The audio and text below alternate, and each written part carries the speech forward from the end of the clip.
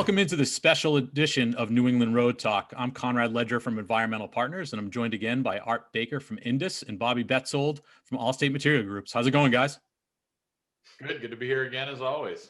Awesome. Yeah, excellent. So today we were joined by Chris Bouchard and Lisa Demeo of Mass Highway Association, president and vice president, and they gave us an update of what Mass Highway has been up to. So it was a really interesting perspective and insight to what these organizations have been dealing with. You know, they thrive on in-person interaction and networking, and it was really interesting to hear what they've been up to since COVID really started. Yeah, and I think it's very important to remember that the Mass Highway Association, they're working for all of us. Both the municipal folks, the state folks, and the vendors alike. And I just want to mention the 7 counties that they represent: Barnstable County, Plymouth County, Norfolk, Bristol, Middlesex counties, Worcester County, Berkshire County, Essex County, and then Tri-County, which of course consists of Franklin, Hampshire, and Hamden. And I just wanted to point out to the viewers, very important, if you're not a member of your association, your local association, to make sure you join that, and as well as joining Mass Highway Association, because there's plenty of opportunities for education, networking, and they do a lot of training, and it's just a good opportunity to stay connected with our industry. Yeah, we've certainly all felt it here, with COVID and virtual and that, in terms of not being able to do that networking. And I think that's one of the biggest things, especially from our perspective, but also, as they mentioned, is that networking opportunity at all the events that they have. Like everybody, they've adjusted. I know they've got their event coming up here that we certainly encourage people to check out here, February 4th, the winter meeting, which will be virtual. But from here, hopefully, and they expressed a lot of optimism, which hopefully for us is good, is we can get back out there with some of the normal events this summer and start doing some of the networking again through their industry events. So I think that was a very encouraging part for me, is hearing what their plans are and the hopefulness for later this season. Absolutely. Let's hope that happens. All right. Well, next up is our conversation with Chris Bouchard and Lisa Demeo of Mass Highway Association. All right, Chris and Lisa, thanks for joining us on New England Road Talk. Chris, why don't you give us an overview of Mass Highway Association and what you guys do and what the organization's all about? So the Mass Highway Organization was started way back when in the 1800s as just a group of cities and towns to get together to network and grow. And the Mass Highway Organization represents all 7 county highway organizations as the big umbrella of this. And besides cities and towns that are members, we also have vendor members from engineers, consulting firms, equipment manufacturers, stuff like that. And it's just, we're an educational group that just to get information about the timely out of, whether it's legislative, safety, our equipment expo, and just the educational events that we do, mutual aid, all the workshops that are presented at the expo and things like that. Yeah, and why don't you give an overview of what your connection is to the smaller organizations, the small counties, and how the integration there happens between the larger association and the smaller ones? So the Mass Highway Association board is made up of we have a board member that represents each county organization that sits on the board. And then we have a second vice president, first vice president, and the president of the organization. We also have trustee members that oversee the scholarships. Mass Highway awards a number of scholarships every year to applicants. We have a charity golf tournament that is usually picked by the board. We pick a long-standing member, and they get to pick a charity that the money is donated to, and that's how that works. So each county organization has a representative on the board. So you have smaller towns, larger towns. It's a good mix of people that are brought together with all different perspectives. So it's just not, one perspective, and that's how we plan things. Excellent. Lisa, I don't know if I know obviously there's a big connection with Mass Highway and with the state and a lot of the legislative issues and that. Could you talk a little bit about some of the things that are happening now? I know everyone's very interested in the funding and what's going on with those type things. Well, every month we have a board meeting, and one of the regular attendees at the board is a member of MMA, and she's our liaison right from Mass Highway to the Mass Municipal Association. So she gives us an update every month on where legislation stands, anything that's going to be moving through the legislator, any committees that need to have members on them. She'll pull from our organization to put people on this committee to help work things through. So we have a very close relationship with MMA and through the legislature that way. We also have a very close relationship with the Commonwealth's chief engineer, Patty Leavenworth. And she's been a fan of this organization as her time up through District 4 and District 4 highway director. And then when she moved into Boston and has made her way up, now she's now the deputy chief engineer / deputy highway administrator. So she's almost as high as you can get. And she's always makes sure that we have a seat at the table when something comes up. One of the things that I think will be talked about later is the mutual aid program that's going right on. And Patty has made sure that DOT is supplying us with resources to make sure that this is a successful program. And the people working on that have been phenomenal. They've been, let's go, let's get through this. And that's been very good. So we've got great relationships with all the people that we need to for legislation, whether it be through the DOT or through the legislature. Lisa, Chapter 90, I'm hearing, was the governor signed at the $200 million level. Is there anything you can tell us about the transportation bond bill that may be in addition to Chapter 90? In years past, Chapter 90 was part of the transportation bond bill, but I believe it was last year that they did pull it out and made it separate.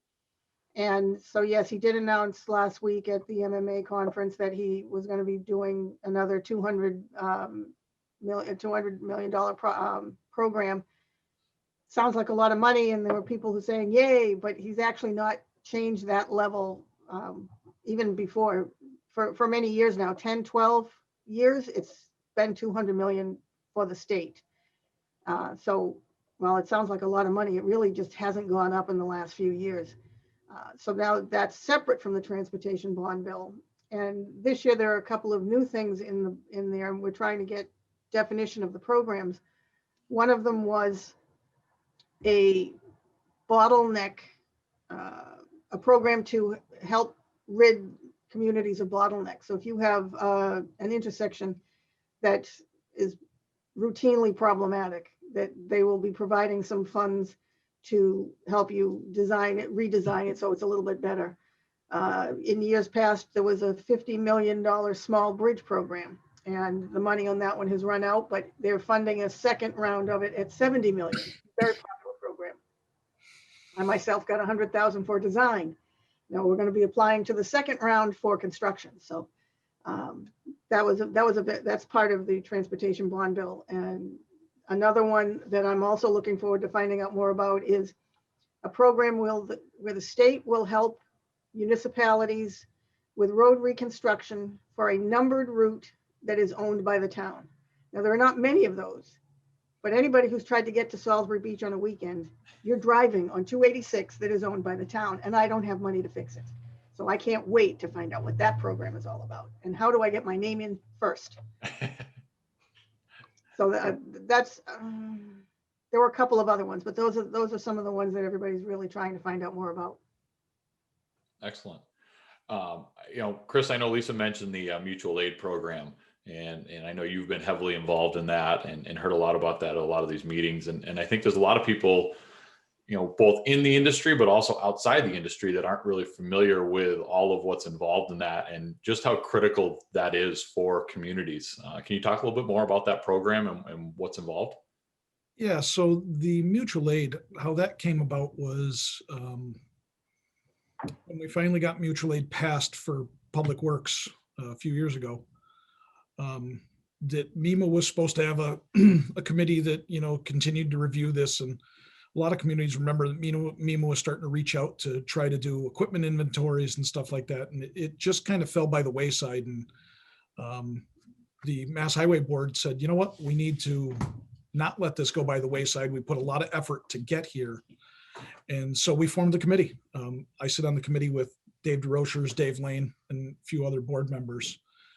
And so we're mirroring this after the New Hampshire Roads program, because they have this. It seems to work well. So they've given us some advice on what to do, stay away from. And some of our municipal power companies, we've leaned on them to see how they do it. Mass Warren, which is the water wastewater. So what it is we have each county organization has a CMAC, which is a county mutual aid coordinator. And what happens is if we'll say Art's still in Greenfield and, you know, he needs help, he'd reach out to, for Tri-County is Rob Colson. He's the primary contact. Each county organization has a primary and secondary contact. And he'd say, you know, Rob, I had windstorm come through. I got trees down all over town. My crews are overwhelmed. I need some help. What the CMAC's going to do is he or she is going to get information on what the problem is and what's needed. And I'll use the town of Peru that they just had COVID. And so they reached out to me. And the first thing I did is, you know, what resources can we provide them? Well, they had a highway superintendent retire a couple of years ago. So we reached out to that person to see if they could work. They could. They had another employee who retired.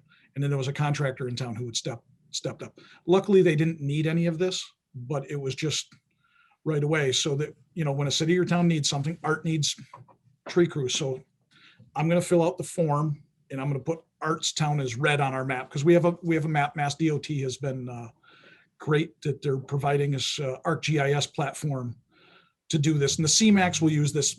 Each city and town will be able to look at it, but you won't be able to amend it. And part of this is we don't want cities and towns self-deploying or a mayor or select board reaching out beyond this. This is going to be, you're going to go through the CMAC. We're going to notify MEMA that something's going on in your area. And MEMA is very interested and going to be a partner with us in this, because they realize that it doesn't work for public works like it does for fire or police with dispatch centers. So the CMAC is going to be like the dispatch center.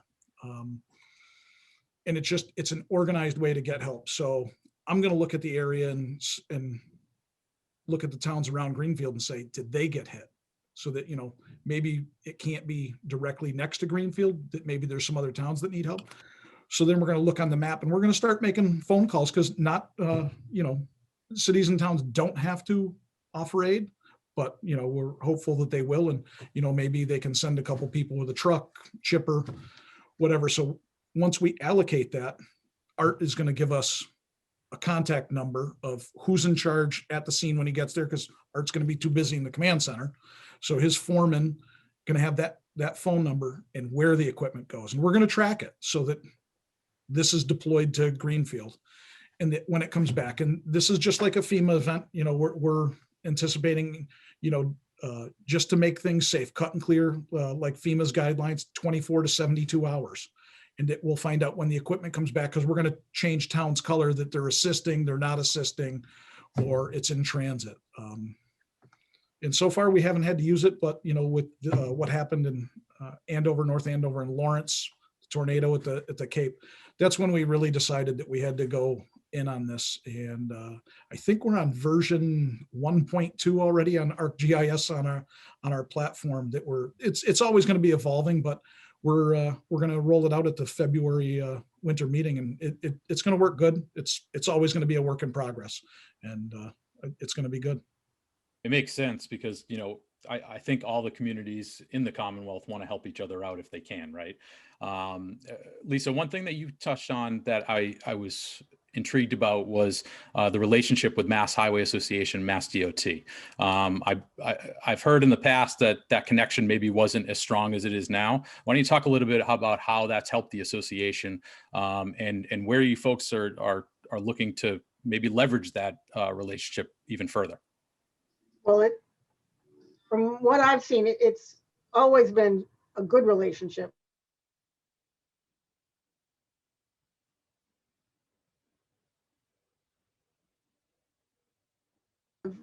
Resources anytime we need anything from their GIS department. They've been told, actually there's one guy in particular who's almost dedicated to this. So it's really been great. As Chris said, police and fire have mutual aid down to a science, and Public Works just has been years behind. And we think this is going to catch us up quite a bit with this one platform. And we're jumping right in with both feet with DOT by our side. So we wouldn't be able to do this. We wouldn't be able to catch up this fast if it weren't for DOT. So that's been great right there. Why don't we change gears a little bit and get into, we've all been cooped up. We're all yearning for that socialization element of our lives in the future. So why don't you guys talk a little bit, and maybe Lisa, we can start with you with the winter meeting. Update the viewers on your events. Well, like everyone else, we haven't been able to have any in-person events for just about a year now. I think we did have our February meeting last year. It's typically down in Randolph at Lantana's, and it's one of our more popular events. We have great topics, great speakers, great lunch, and great networking. Networking has been one of the best parts of being a member of this organization. The picture behind Chris there is a picture from our trade show, which is always a phenomenal event. We get rave reviews from all of the vendors as well as the participants on that one. But anyway, getting back to the February meeting, it's going to be virtual this year. We had quite a few people on a previous meeting, so we think that everyone is settled in for the fact that it's definitely better than nothing. At least you get to see little pieces of everybody. If you can't see the entire body, you can see everybody's face. So it does work out a little bit. So the two topics we were going to have is going to be mutual aid and senior moment. Chris, what's the other topic? Did we settled on GIS 101? We did GIS 100, so we're going to 101. We're going to start working folks through that. There's a lot of platforms out there that with the ArcGIS and the GeoDot that DOT provides, you can go out there and you can make your own little app. You can use some of the ones that they have. Some of the planning organizations, I'm part of Merrimack Valley Planning, and they're doing similar things, so you can get it that way, but it's all in this GeoDot, ArcGIS. And do you need a sign inventory? Do you need tree inventory? And is it just one person? Is it everybody in the department? Is it on a phone or is it an iPad, or do you need it on both? And so that's topic number 2 for the February meeting. Awesome. And Chris, why don't you give an update on other events that are upcoming this year? Obviously, we've all been affected by COVID with the very limited interaction. We're hoping to see the light at the end of the tunnel here coming up soon. I know there's a lot of events that happen over the summertime, and the event season is upon us. What's Mass Highway's approach right now, obviously with still a lot of unknowns? So, we with a lot of unknowns, we're hopeful that, by May that, we can start getting back together. Cause I want to piggyback on what Lisa said. In-person peer interaction, I think has been one of the great things that occurs at the Mass Highway events, that you get to network with your peers, whether it be from the vendor side or the city and town side. And you can't put a price on that, because sometimes you almost get more from the peer interaction than some of the things we go to. So, right now we're still looking at the May annual meeting, maybe pushing it back. The driver skills and training, I still have it tentatively on the schedule for July 14th. I know the golf tournament's still planned at this point. The Public Works Expo in September, that's still on the calendar.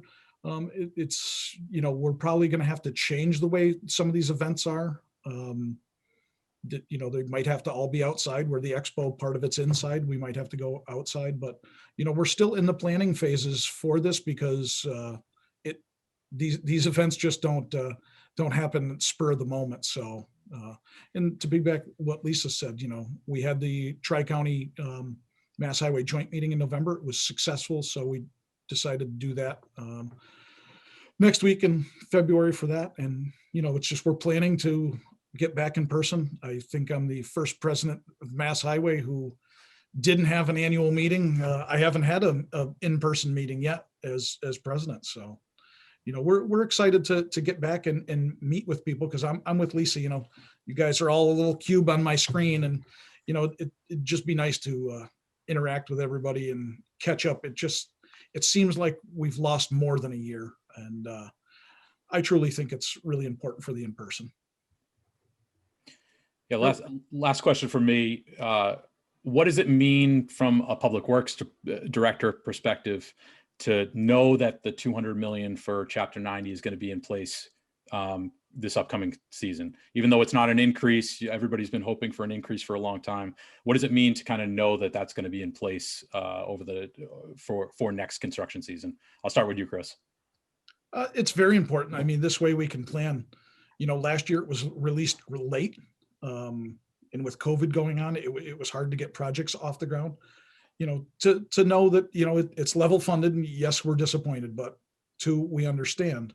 I think Art mentioned it earlier, and I'll kind of allude to it, that there's 100 million that's in this transportation bond bill that's not really spoken for. So I'm going to do a little more research. I just learned of that today, just to see, is this, maybe an extra for us? But to have the 200 million, it's very important, because now you can say, I have X, this is what I can do. Let's get it out the door early, get it planned. And, we want to get on the contractor's books early, or, if we're doing it in-house, that, we can start planning for that. It's important. Lisa, how about you? I'll give you guys a shameless plug, because I just watched the previous episode where you were talking about planning and pavement management and knowing when you're going to have your money. So it would be nice if we had a multi-year program. Then we could plan out not just this year's work, but next year's work. So if we have a pavement management program, we can identify which streets we want to do for this year. But until the money is identified, we really can't put a contract out. So now that we know how much money is going to be part of it, I might not know to the penny, but I've got a pretty rough idea of what I'm going to get for money this year. So it is going to allow me to put together some technical specs and put a bid out and have something ready to go. We will need a letter from DOT saying that the money's there, go ahead and spend it. And once my finance director has that letter, she will let me put a contract. She will sign a contract for me. Okay. So until we have that, we can't sign a contract. So. Gotcha. From an organization perspective, and obviously, we're going to try and come out of this COVID world that we're living in. And, I think step one has returned to somewhat of a normalcy, but as an organization, what do you see as things going forward, or kind of initiatives on the horizon that, obviously we got to roll out of all this, but, what do you see as something that, you'd like to see? I know, Chris is current president, and Lisa, I think you said, first vice president. So kind of in the upcoming years, any kind of hot topics that you kind of tip us off to for the future of the organization? I think the big project for us right now is to get mutual aid up and running and become second nature. It's going to be one thing to roll it out, but then everybody's going to have to continuously, it's got a reflex to turn to it when you need it. Chris, anything for finishing out? I know you haven't even had an in-person event, so. No, to carry mutual aid to fruition, it's been a long time coming. So like Lisa just said, that it's going to be second nature. I'm kind of glad that I've gotten a few of the first phone calls for mutual aid, because sometimes I just break it down to the most basic point of how can we fix this in your community quickly. I break it down to that. I think one of the big things going forward that I'll want to talk about is, once we get back to normal, what lesson did you learn that you'll carry from this for the future? And it doesn't even have to be COVID related. It could be a flu season, workers that are injured or something like that. That how will you carry this? And especially with the remote working. Now we have an app for phones, so that if somebody's working remotely, all of our phone messages go to our email. You can call back from, your house phone, or your cell phone and it looks like you're calling from the office. So, I think that's one of the big things is what did we learn? Good and bad, because, there's some things that, yep, that's not going to work. And, so I think that'll be a big thing coming up, is just to hear from folks on what worked, didn't work, because we're always going to be evolving. So, and, I say this a lot, and it's my new catchphrase is we're public works strong. So we're going to survive this. We're going to be better on the other side. And yeah, you're right. I haven't had a meeting yet, so it's been different. I think we all talk about this. The board meetings. It was nice once a month to get together, see everybody in person. What's been going on in your area of the state? What have you been up against? And that's the one thing about the board is every month except for July, we don't meet in July. We have a board meeting. That's the kind of planning that all of our events take place. The Public Works Expo it's a 365-day effort to pull off 2 days.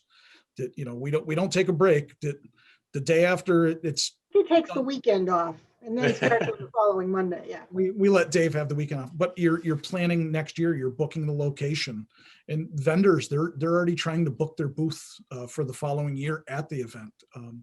So it's just we're always planning for what's new, whether it's roadwork funding. We sit on various committees, transportation committees. This past year, we had a couple members who sat on the Streamwater crossing committee changes for that. We still haven't seen that released yet. It is complete. I know they are working on releasing it. And we're just always on trying to stay on top of every funding initiative to let every city and town know what's out there, and you have to go after it. Excellent. If anybody's listening that wants to become a member or wants to get involved in the association, how can they find out that information? You can go to masshighway.org to find that information. Find out who the county rep is in your area. We're always happy to share. Every year, we don't. All the cities and towns in Mass are not members. I think we have 250 that are. Yeah. We send you a calendar and a brochure of what's going on. Gotta get my calendar, but it's too far. I can't reach it. I turn my computer towards mine, but the vendors, with that comes, I think with the calendar comes, it's usually our dues notice, how to join. And what's changed about the dues notice for this year and last year is 24-hour contact for your DPW, so that if we do reach out mutual aid, we're not just sending it to an email that might not be answered in the morning, that we have good contact info. So they can reach out that way. Awesome. Excellent. Well, with that, I'd like to thank you both for coming on. We know Mass Highway Association is a big part of what we do with the networking and being able to get together. So let's hope we can get back to that as soon as possible, hopefully this summer. With that, we're going to wrap up this episode of New England Road Talk, and we'll see you next time. Thank you very much for having us on. Thanks Thank for you. having us. Take care. Have a good one. Stay healthy.